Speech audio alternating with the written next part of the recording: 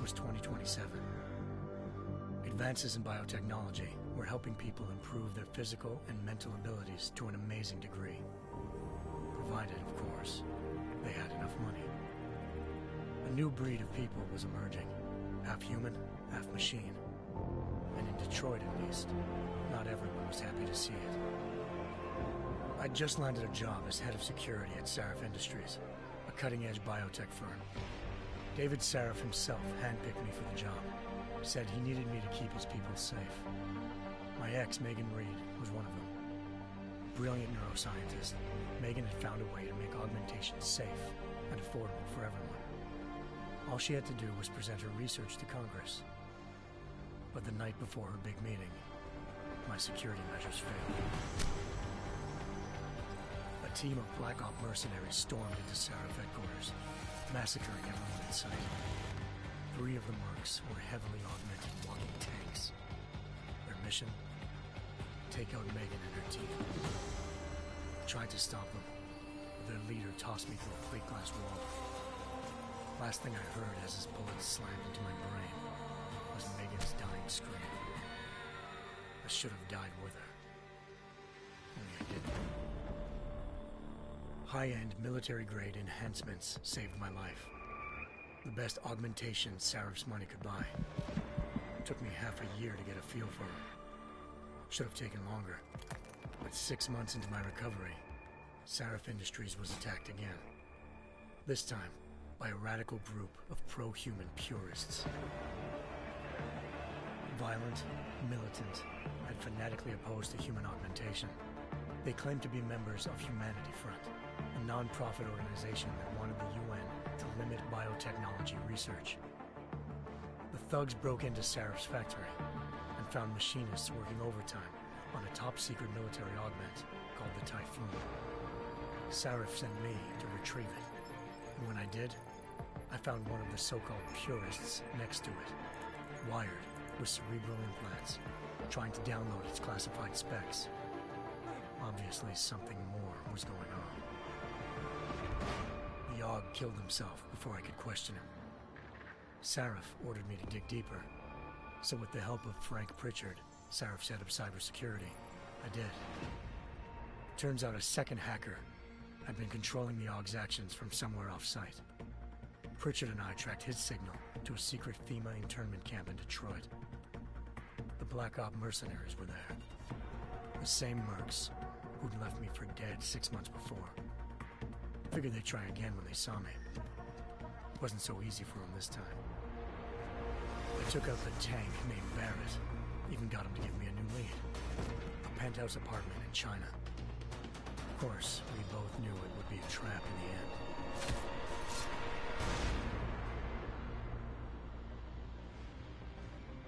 Hengsha Island, China. Home to a city so crowded, they had to build a second city on top of it. Trying to find clues in Hengsha wouldn't be easy. Lucky for me, I wasn't alone. Farida Malik, Sarif Industries' ace pilot, had lived in Hengsha before. A good person to have on your side. She knew enough about the place to get me around. Malik dropped me in the lower city, close to the penthouse Barrett had told me about. Bell Tower Associates, a private security firm under contract to the Chinese government, had agents tossing the suite when I arrived. Just not for the reason I'd been expecting. Turns out the man who lived there was a criminal hacker named Van Bruggen. The same hacker who'd been remotely controlling the AUG in Sarif's factory. Van Bruggen's panicked decision to force the man to commit suicide had been a mistake. Now his mercenary partners were gunning for him, and I needed to find him before they did. Locating Van Bruggen meant playing nice with the Triads, Hengsha's organized crime lords. They had the hacker holed up inside a low-rent capsule hotel. By the time I found him, Van Bruggen had no qualms giving up the woman who hired him. Zhao Yunru, president of the Taiyang Medical Corporation. According to Van Bruggen, Zhao wanted to monopolize the augmentation industry and had hired Black Op mercenaries to destabilize her competition. Sarif Industries was at the top of her list. To prove this, I needed to get inside TYM and grab a surveillance hologram off a server. I suspected Van Bruggen was hiding something when he told me this, but nothing could have prepared me for what I saw. Megan wasn't dead. She and her 4 best researchers had been kidnapped, spirited away somewhere while their kidnappers made it look like they were dead. Desperate to learn more, I confronted Zhao in her penthouse. She claimed to be a pawn in a bigger plan, and hinted at a group so powerful it controlled global interests at a whim. Then she slipped into a panic room and hit the alarm, forcing me to make a very quick exit. I figured Zhao was lying, but part of her confession made sense. David Sarif had been worried about his people. So worried, he'd required all of them to have subdermal locator devices surgically implanted. The GPOs would have been broadcasting the day of the attack. But Zhao said a single call to Picus, the world's leader in global 24-hour satellite news, had turned those signals off.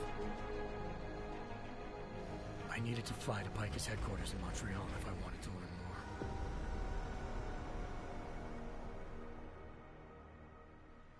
more. Eliza Cassan, Picus Communications' First Lady of News.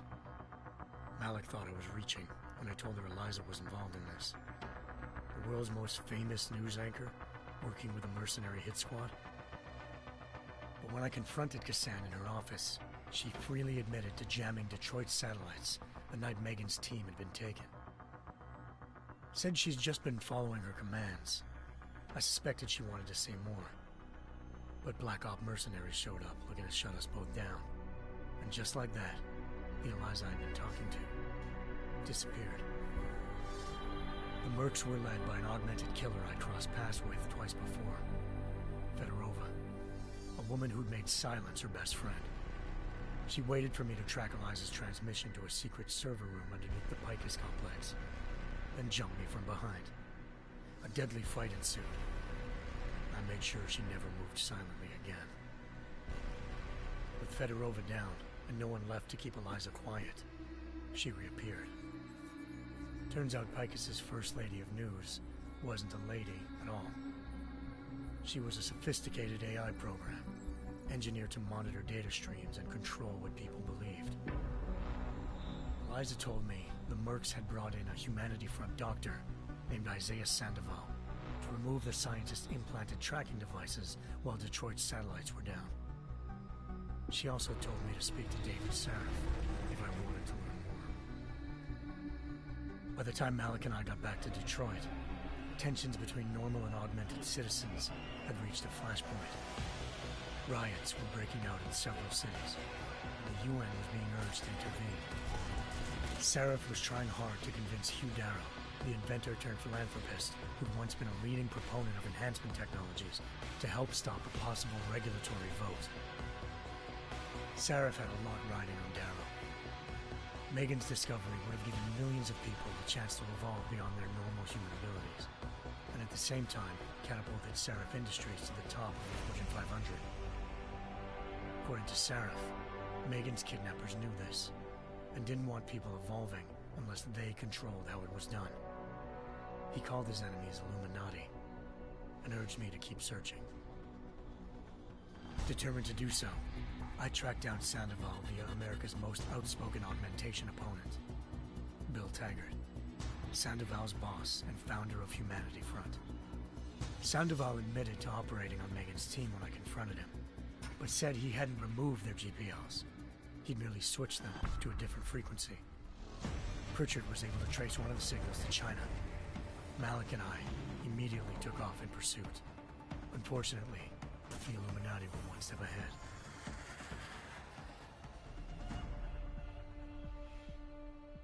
Ambushed. Shot out of the sky by Bell Tower Associates, seconds after entering Hengsha's airspace. Malik's piloting skills saved me.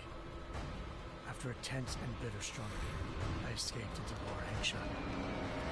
The tracking signal I was following led straight to the Triads, or more specifically, to the augmented arm of Tong Si-hung, leader of a gang of augmentation harvesters. Tong said they'd taken the arm off a corpse, which Bell Tower had left at their door, meaning at least one of Sarif's scientists was dead. Maybe not the rest of them, though. Tong pointed me to a port used for human trafficking and helped me slip aboard a bell tower ship. It was sailing to Rifleman Bank Station, a military base in the South China Sea. Bell Tower was holding kidnapped civilians as prisoners there, and using them to perfect the Hyron Project, a human-computer interface that left most of its test subjects dead. My search for Megan would have ended then, if not for a mysterious ally named Quinn. In exchange for my help exposing Bell Tower, he slipped me aboard a second ship headed to Singapore, and an Illuminati-run biotech facility called Omega Ranch. 3 of Seraph's scientists were there, forced by their captors to create a technology capable of remotely shutting down augmented abilities. Thanks to an emergency recall notice issued by the World Health Organization, millions of people all over the world already had the biochip installed. With the help of the scientists, I tracked Megan to a private section of the ranch. There, I ran into Yaron Namir, the walking tank who'd put a bullet in my brain the first time we met. He'd teamed up with Zhao and was hoping to catch me off guard. Their little ambush didn't work. I found Megan in a suite belonging to Hugh Darrow, the billionaire philanthropist who'd Seraph had called on for help. Darrow had convinced her to go along with the biochip plan by promising to sabotage the tech. As she was explaining this, Darrow appeared in a global broadcast, telling the world that augmentations would be the death of mankind. Then he activated the biochips to prove his point. All over the world, augmented people flew into a killing frenzy. Darrow had betrayed everyone, and it was up to me to set things right. To do it, I had to reach Panchaea, a massive installation in the Arctic Ocean. As I raced through corridors built by an all-augmented workforce, I saw death and destruction firsthand. By the time I shut down Darrow's broadcast, I knew the damage he'd done. Still, humanity's future remained unclear. How would the world react to this sabotage? Would people ever regain their faith in augmentations again? What would be the Illuminati's next move? Only time will give us the answers.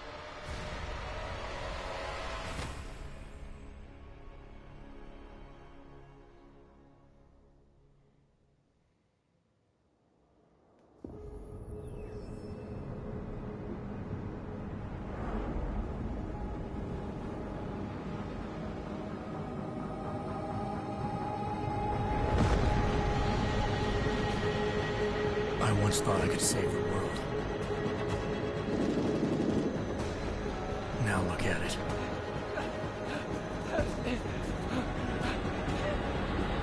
In yet another augmented terror attack, 251 passengers aboard Sister Airlines Flight 451 were killed when an augmented passenger broke into the plane's cockpit and ruthlessly butchered its flight crew.